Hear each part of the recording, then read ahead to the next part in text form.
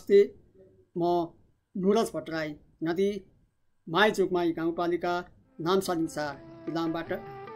आज म एउटा छुट्टै विषयवस्तु लिएर मेरो शब्दावाज नामक युट्युब च्यानल मार्फत उपस्थित भएको छु। मेरा सबै किसिमका सृजनशील कार्यक्रमहरू यही च्यानल मार्फत हेर्न र सुन्न सक्नुहुनेछ र यसैलाई शेयर र सब्सक्राइब गरेर थप ऊर्जा प्रदान गरिदिनुहुनेछ भन्ने पनि सम्पूर्ण सञ्जाल प्रयोगकर्ताहरू माझमा आशा गरेको छु। आज म एउटा साहित्यिक व्यक्तित्वको केही कुराकानी लिएर आएको छु। विशेष गरी नेपाली साहित्यको क्षेत्रमा, नेपाली साहित्य आकाशमा आदिकवि, आदि महाकाव्यकार, राष्ट्रिय विभूति, प्राथमिककालीन नेपाली साहित्यका केन्द्रीय प्रतिभा र प्रवर्तक, साथै नेपाली साहित्यमा भक्तिधारा अन्तर्गत राम भक्तिधाराका केन्द्रीय प्रतिभा आदिकवि भानुभक्त आचार्यलाई सम्झने कोसिस हो यो। त्यसै गरी नेपाली साहित्यका उज्जवल नक्षत्रको रूपमा स्थापित आदिकवि भानुभक्त आचार्यको आज 207औं जन्म जयन्तीको यो पावन अवसरमा उहाँलाई सम्झने कोसिस गरेको छु। केही उहाँका आफ्ना रचनाहरू र नेपाली साहित्यमा आदिकवि भानुभक्त आचार्यलाई आदि कवित्व भन्ने केही प्रमाणका उनका रचनाहरू प्रस्तुत गर्नेछु र साथमा उहाँलाई सम्झनको निम्ति मैले आफ्नो एउटा रचना पनि यहाँ प्रस्तुत गर्ने जमर्को गरेको छु।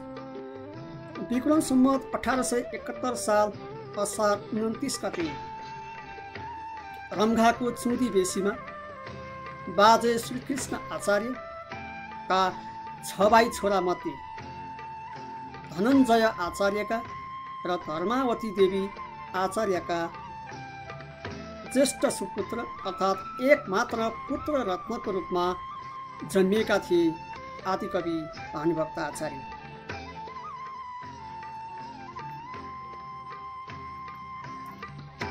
आज म तिनै राष्ट्रिय विभूति आदिकवि भानुभक्त आचार्यको बारे केही बोल्नेछु।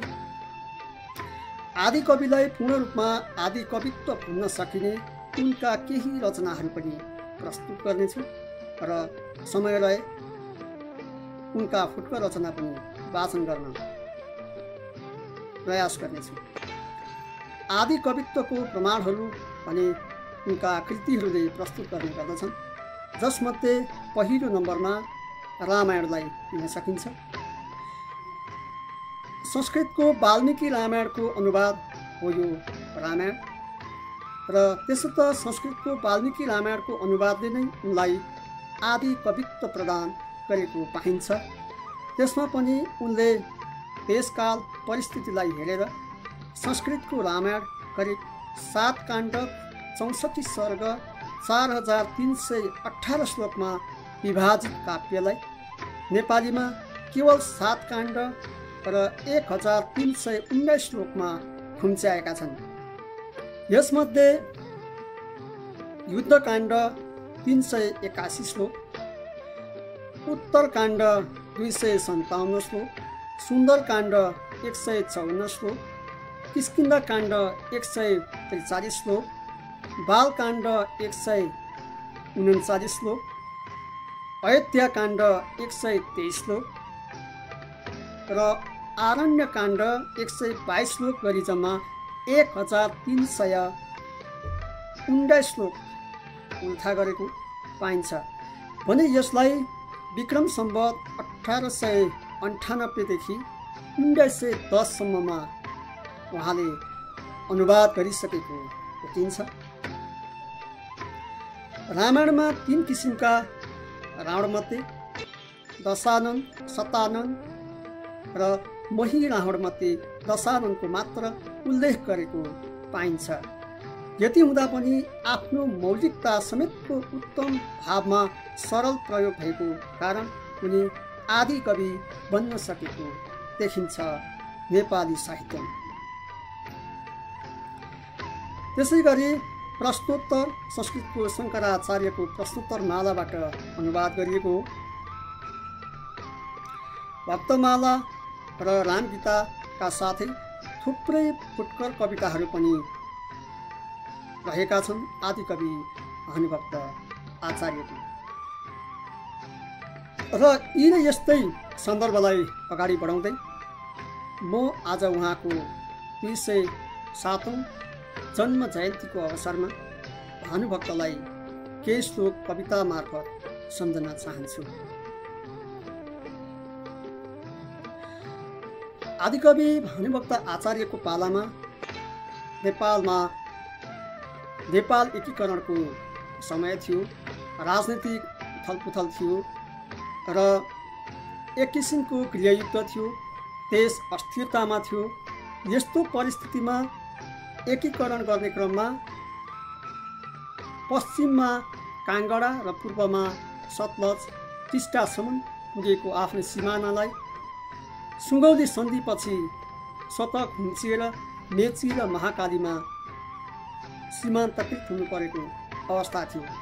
र यी सबै कारणलाई स्रष्टाहरूले ईश्वरीय शक्तिको रूपमा ग्रहण गरेका थिए र भक्तिवादी चिन्तनका रचनाहरू प्रस्तुत भएको पाइन्छ। र तिनै भक्तिवादी चिन्तनको एउटा ज्वलन्त उदाहरण हो उनी राम भक्तिधाराका केन्द्रीय प्रतिभा र प्रवर्तक पनि भएका थिए। र त्यो परिस्थितिलाई सम्झेर र भानुभक्तको समयलाई सम्झेर मैले कल्पना गरेका केही शब्दगुच्छाहरू यस्ता छन्। कविताको शीर्षक छ सम्झायो हृदय कला समयले सम्झन्छु जीवन तत्त्व। यो समस्यापूर्ति शीर्षक हो र यसलाई शार्दुल विकृत छन्दमा रचना गरेको छु।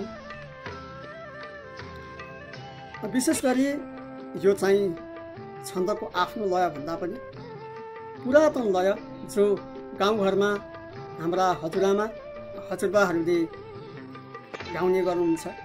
यसलाई सिलोक पनि भन्ने गरिन्छ।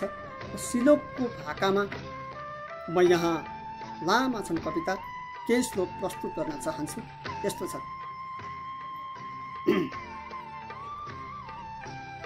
माताला सलगा जभान सलगा तारा जगा माताला सलगा जभान सलगा तारा जगा नेपाली प्रतिभा सुधा सागरका नक्षत्रको ओतमा बाँचेका कखरा कला अमरता छन् गाउँका माझमा भाषाका भरिला भनाई भवमा भातृत्वको रूप हो सम्झायो हृदय कला समयले सम्झन्छु जीवन तत्त्व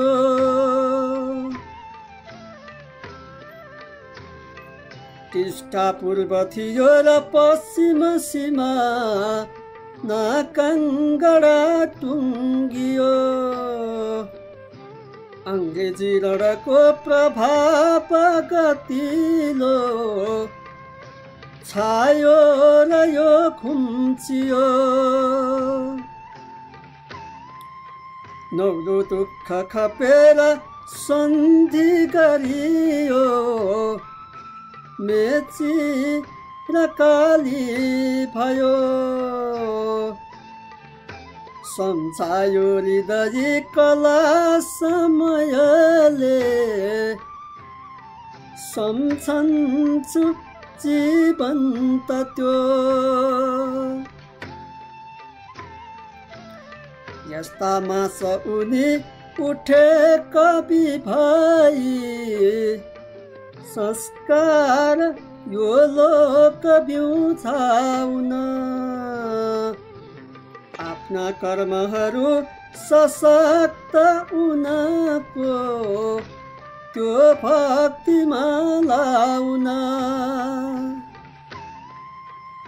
मान्छे ईशविहीन जिउन कतै सक्दैन त्यो सत्य हो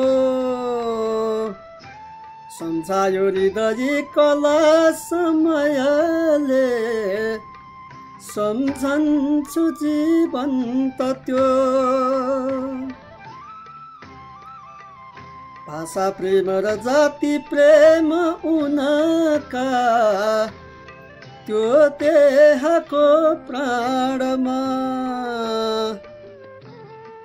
धर्मात्मा नभजे रहन्न अवानी सौजात 36मा भन्ने भाव थियो विराट उनको सम्पूर्ण ती काव्यको सम्झायो हृदय कला समयले सम्झन्छु जीवन्त त्यो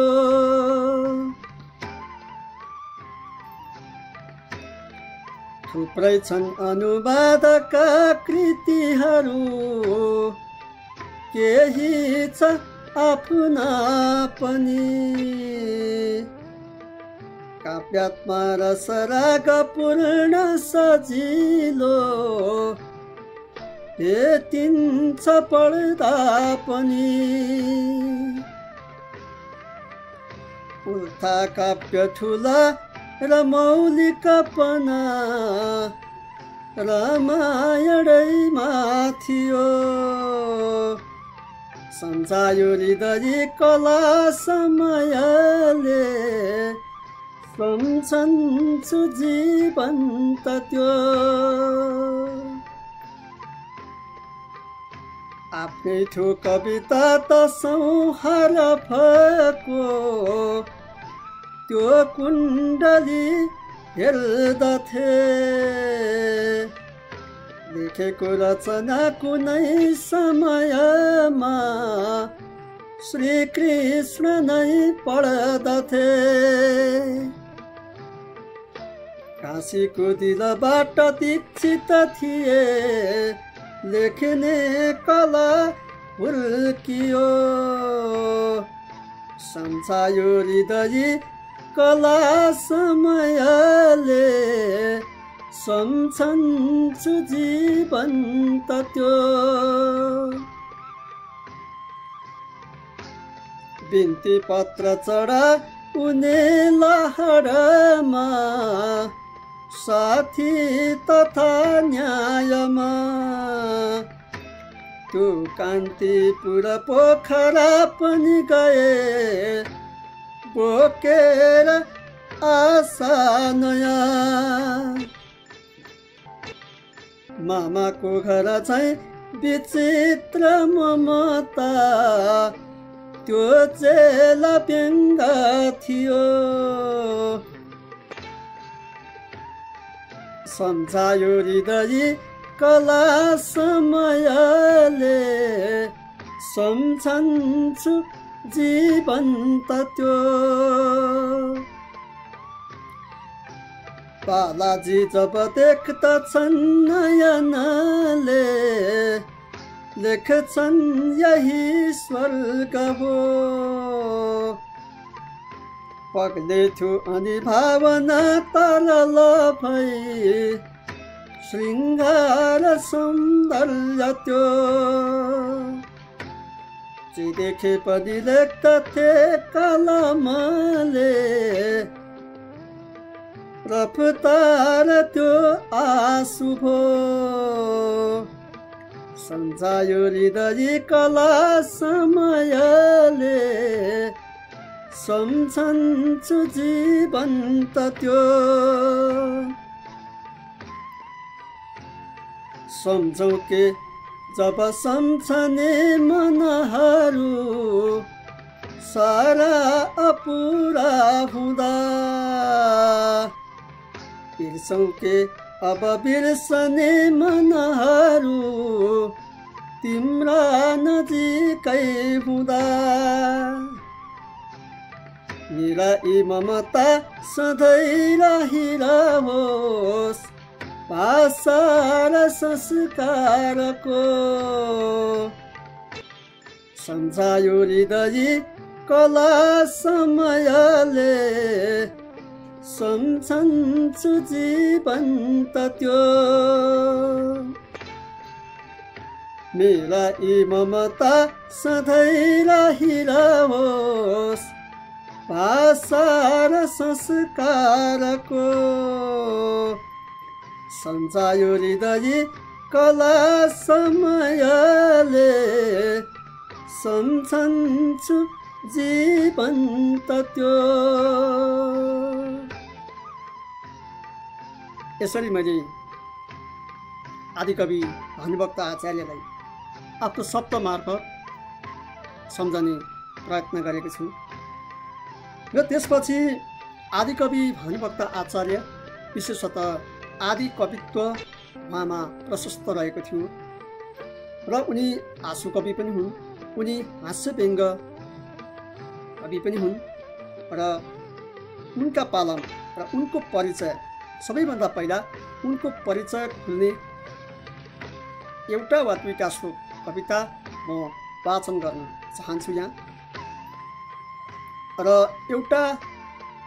एक श्लोक कविता यस्तो छ जुन आफ्नो हजुरबा श्री कृष्ण आचार्यको समेत परिचय खुल्ने गरी उनले आफ्नो परिचय यसरी दिएका छन्। शार्दूल विकृति छन्दमा यस्तो छ एक श्लोक कविता।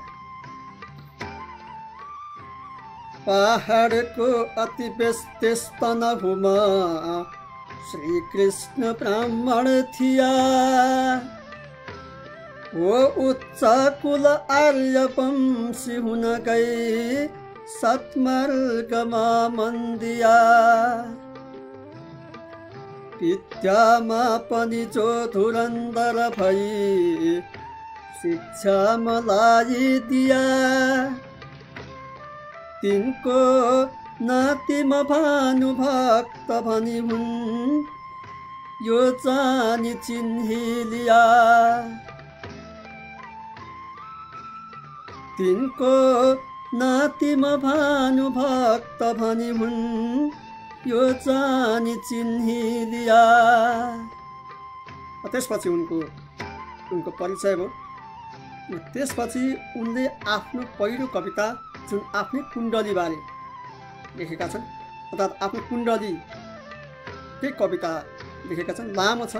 तैपनि म केही श्लोक यहाँ प्रस्तुत गर्न चाहन्छु। यस्तो छ।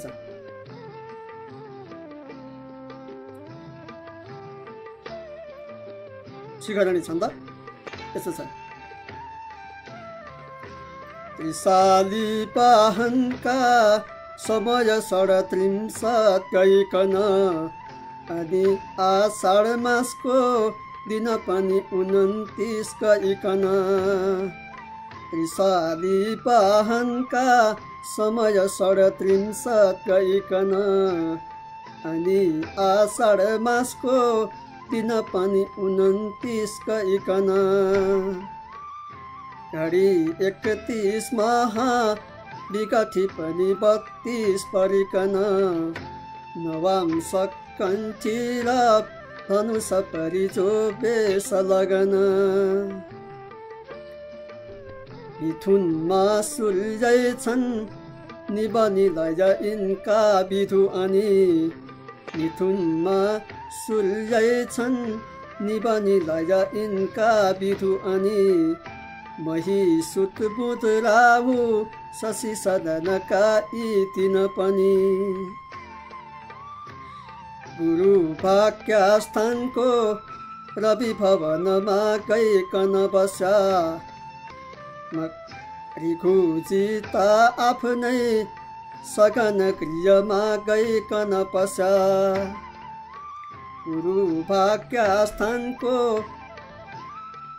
गुरु भाग्यस्थानको रवि भवनमा गइकन बस्या ऋगुजी त आफ्नै सघन गृहमा गइकन पस्या मकरमा सौरी छन् ध्वज सहितका स्वगृही यहाँ मकरमा सौरी छन् ध्वज सहितका स्वगृही यहाँ बतायाका क्रमले ग्रहहरू पस्या कुण्डली महा बतायाका क्रमले ग्रहहरू बस्या कुण्डली महा।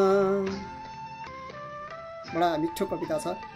त्यसपछि उनको आदिकवि भानुभक्त आचार्यलाई एउटा घाँसीबाट प्रेरणा मिलेको थियो। हुन पनि तनहुमा त्यसबेला त्यही घाँस त बिक्दै नै थिए भन्ने प्रशस्त प्रमाणहरू भेटिन्छ। तै पनि घाँसीको प्रेरणाबाट प्रेरित कविता म एक श्लोक यहाँ प्रस्तुत गर्न चाहन्छु। यस्तो छ। भर जन्म घाँसतिर मन ती धन कमायो नाम केही रहोस् पछि भनेर कुवा खनायो भर जन्म घाँसतिर मन ती धन कमायो नाम केही रहोस् पछि भनेर कुवा खनायो काशी दरिद्री घरको तर बुद्धि कस्तो मो भानुभक्त धनी भइकन आज यस्तो मो भानुभक्त धनी भइकन आज यस्तो। यसरी आदिकवि भानुभक्त आचार्यले घाँसीको प्रेरणा प्राप्त भएको थियो र उहाँले त्यहीँदेखि आदिकवि भानुभक्त आचार्य आफ्नो कवित्व तिखार्दै अगाडि बढेको पाइन्छ नेपाली साहित्य आकाशमा। त्यसपछि उनी डुल्दै जाने क्रममा एक दिन काठमाडौँ पुग्छन् र काठमाडौँमा काठमाडौँको वर्णन यसरी लेख्छन् अर्थात् कान्तिपुर वर्णन यसरी लेख्छन्। यसमा केही लामा कविताहरू छन्। करिब 3 श्लोक म यहाँ प्रस्तुत गर्न चाहन्छु। यस्तो छ। कान्तिपुर वर्णन। चपला अबलाहरू एक सुरमा चपला अबलाहरू एक सुरमा गुणकेशरीको फुलली शिरमा चपला अबलाहरू एक सुरमा गुणकेशरीको फुलली शिरमा हिरण्य सखिली कन ओरिपरि हिरण्य सखिली कन ओरिपरि अमरावती कान्तिपुरी नगरी यति छन् धनीका भनिकन्नु यहाँ यति छन् धनीका भनिकन्नु यहाँ खुसी छन् बहुतै मनमा दुनिया जनकी यसरी सुखकी सागरी जनकी यसरी सुखकी सागरी अलकापुरी कान्तिपुरी नगरी कहीं भो टरलन टनची नसरी कहीं भो टरलन टन चिन सरी कहीं काल भरी गल लिछ दिल्ली सरी लखनऊ पटना मद्रास सरी लखनऊ पटना मद्रास सरी अलकापुरी कान्तिपुरी नगरी अलकापुरी कान्तिपुरी नगरी। यसरी उनले काठमाडौँको वर्णन बडा मिठो भावमा गरेका छन्। र त्यसपछि उनको अर्को एउटा कविता छ। म बालाजु वर्णनको एक श्लोक यहाँ प्रस्तुत गर्न चाहन्छु। यस्तो छ।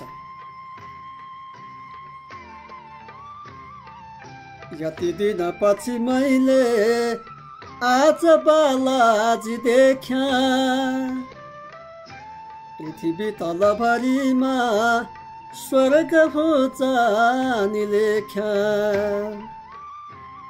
यति दिन पछि मैले आज बालाजी देख्या पृथ्वी तलभरिमा स्वर्ग हो जानी लेख्या वरिपरि लहरा छन् वरिपरि लहरामा झुली बस्ने चरा छन् वरिपरि लहरामा झुली बस्ने चरा छन् मधुर वचन बोली मन दिँदा क्या सुरा छन् मधुर वचन बोली मन दिँदा क्या सुरा छन्। त्यसपछि उनी हिँड्दै जाँदा उनले जीवनको सायद भानुभक्तको जीवनको साथै शृङ्गारिक कविताको नमुना पनि हुनुपर्छ सायदै अध्ययन गरे अनुसार। र उनको मलाई लाग्छ अध्ययन गर्दा भेटेको मध्येको यो शृङ्गारिक कविता हो वा यति मात्रै हो। म एक श्लोक यहाँ प्रस्तुत गर्न चाहन्छु। यस्तो छ। यहाँ बसेर कविता यति गर्न पाऊँ यस्तै सोख अरू थोक म के चिताऊँ यहाँ बसेर कविता यति गर्न पाऊँ यस्तै सोख अरू थोक म के चिताऊँ उसमाथि असल सुन्दरी एक नचाऊँ उसमाथि असल सुन्दरी एक नचाऊँ खैचेर इन्द्र कन स्वर्ग यहाँ बसाऊँ खैचेर इन्द्र कन स्वर्ग यहाँ बसाऊँ। बडा मिठो छ। यही स्वर्ग देख्छन् उनी र एउटा शृङ्गारिक कवितामा सम्पूर्ण कुरा आँटेको पाइन्छ। त्यसपछि उनको करिब करिब धेरै कविताहरू छन्। उत्कल कविताहरू प्रशस्त छन्। आज समय अभाव कारणले गर्दाखेरि मैले सबै प्रस्तुत गर्न पाइन क्षमा याचना माग्न चाहन्छु र पुनः यस्ता कार्यक्रमहरू लिएर म अबका दिनमा केही युट्युब च्यानल शब्द आवाज मार्फत म प्रस्तुत हुने नै गर्छु। तर आज भने करिब करिब अन्तिम कविता भानुभक्तका कविता जेल वर्णन। त्यस बेलाको जेल कस्तो थियो त? भानुभक्तले धेरै किसिमका समय र परिवेश भोगेको पाइन्छ र त्यो भोगाइहरू त्यस बेलाको समाज कस्तो थियो, राजनीति कस्तो थियो, त्यस बेलाको जेल कस्तो थियो अथवा यावत कुराहरू भानुभक्तले लेखेका छन् र प्रस्तुत गरेका छन्।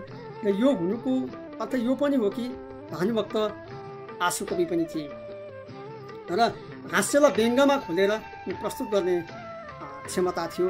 त्यसैले त उनीलाई राष्ट्रिय विभूति पनि भनिएको हुनसक्छ। र उनको जेल वर्णनबाट म दुई श्लोक यहाँ प्रस्तुत गर्न चाहन्छु। यस्तो छ।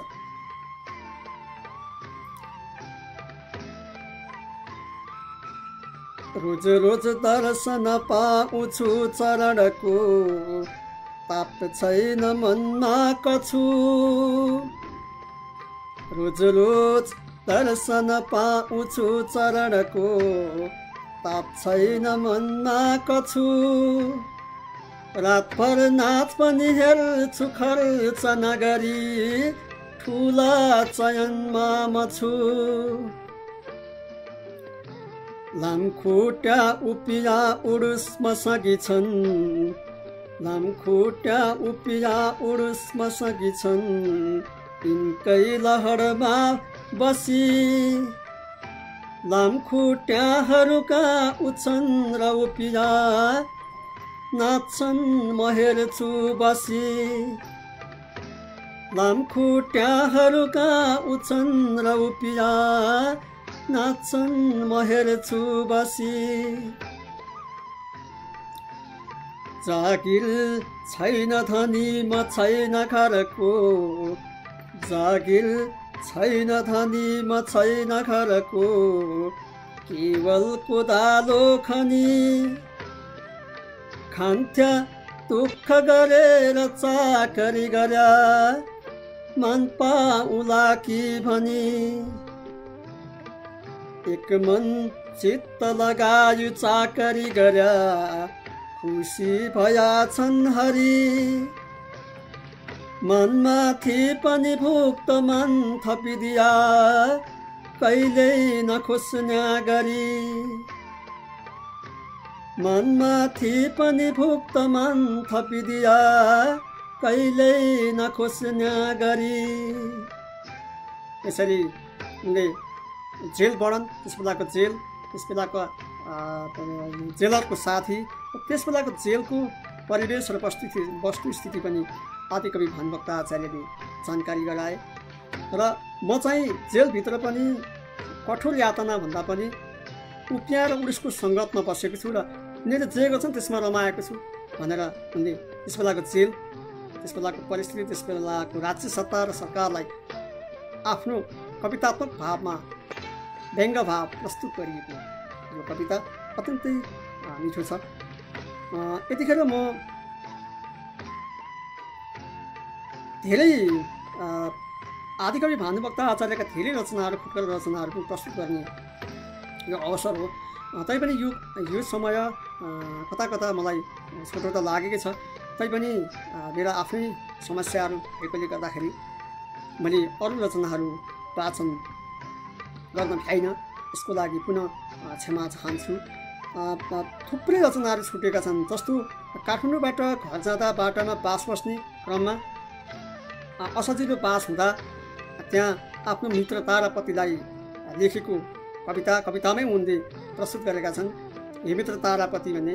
त्यसै गरी दोस्रो स्थानमा बास बस्दा गजाधर नामका उनका सहयात्री, उसको श्रीमतीले चाहिँ मकै भुटेर ल्याएर दिँदाखेरि उनले त्यो मकैको सट्टामा असल मुङ्ग्रे केरा कि साग होस् कि यसको लागि केही सितन होस्, सितन बिना यो खान सकिँदैन भन्ने भावमा त्यहाँ पनि उनले गजाधर सोती कि घरबुढी अलक्षिन किराई छिन्, नरक जानलाई सबसित विदावादी भइछन् भनेर उहाँले त्यहाँ पनि प्रस्तुत गरेको पाइन्छ। त्यसै गरी यी थुप्रै कविताहरू छुटेका छन्।